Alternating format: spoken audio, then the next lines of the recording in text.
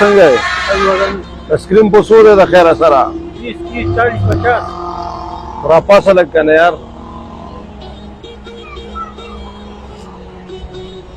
یخ خو نه دی ډېر یخ دی او که نه دې کې ګرم اسکریم نه میلاویږي بابا نه نو بس دا خو دی ګرم خو یخوالي دپاره هم ګډې ټینګ کړی ها نو په څو باندې دی 10 واله 10 واله مشته ورکړي ها 30 40 50 موږ به څو واله راکړي ستا خوښه ده ستا مرضي ده پیسې را سره نه وي بابا پیسې دا خو کېدلی شي چا سره پیسې نه وي داسې مثال انسان دی ګوره څه پته لګي یو اسکریم را باندې هسې خوړی شي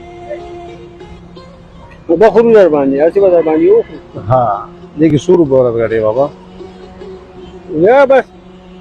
دا شپږ اوه اته سوه روپۍ کې پاتې کېږي نور نه پکې نه پاتې کېږي ها او سهار څه ټایم روزي سهار تقریبا دغه 8 بجې روزي ګرمي مرمي دې نه کېږي بابا بس ګرمي کې مجبوري ده کور کې چې دی نو ډېر زیاته مجبوري ده ها او بس څه پکې او که نه ځکه چې ګرمي نه چې خامخا چېرته ارام مرام هم پکې سړی کوي که نه بس څه پکې یاره والله چې بس الله دې رحم وکړي عمر دې څومره دی مشره دا کوم شپېته کاله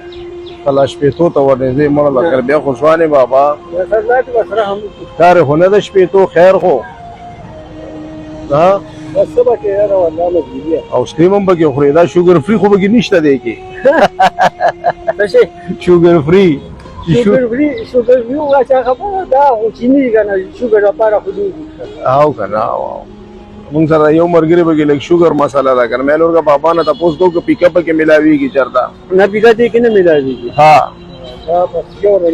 یو دغه دی اچھا داسې کار وکړو بابا چې نن خو به یې لږ ډېر خرڅ کړي سکریم خو به یې خرڅ کړي موږ له خو به سکریم هم راکړي 3 کسانو له نمبر 1 او بله خبره دا ده چې غرمه ده سکریم خو داسې مو جوړ کړي دي خو سبا به چوټیو کې زموږ د اړخ نه الله دې باندې رحم سره ستاسو خوښه یې ده که نه صحیح ستا اړه شته چوټی ده که نه په دې مې پوهېږم یاره بس خبره داسې ده ها چې نن سبا وخت چې که نه دا چوټي کول ډېره ګرانه خبره ده او بل بچهداري ده ګراني ده او دې شي چې کله دا حکومت راغلی که نه دې الله خبر زموږ چې که نه هر سړی دغه دی پوه شي او ډېر زیات په دغه باندې تکلیف باندې دی او که نه اور پوه شي بس الله دې رحم وکړي داسې کار به وکړې چې زموږ د اړخه به یو ښکلې غونډه ټوپۍ درته در په سر کړمه پیله ځکه چې زموږ مشر یې